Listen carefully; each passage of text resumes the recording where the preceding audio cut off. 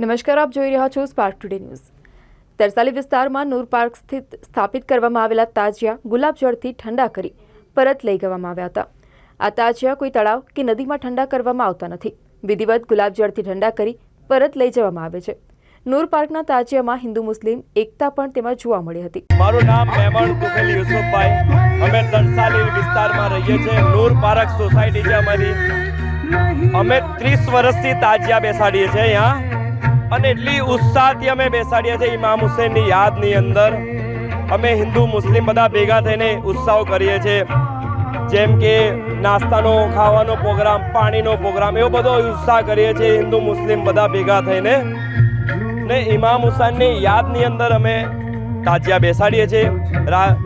તરસાલીથી અમે અભી બાયપાસ ચોકડી પર લઈને અમે અહીંયા બી ગુલાબજળ નાખીને ઠંડા કરી દઈશું। પછી ત્યાંથી અમે પાછા ઘરે લઈ જઈશું। પાછા ત્યાં અમે ત્યાં મેકી જ દઈશું। અમે કોઈ તળાવની અંદર કે કોઈ જગા પર વિસર્જન નથી કરતા। મારું નામ મેમણ તુફેલ યુસુફભાઈ।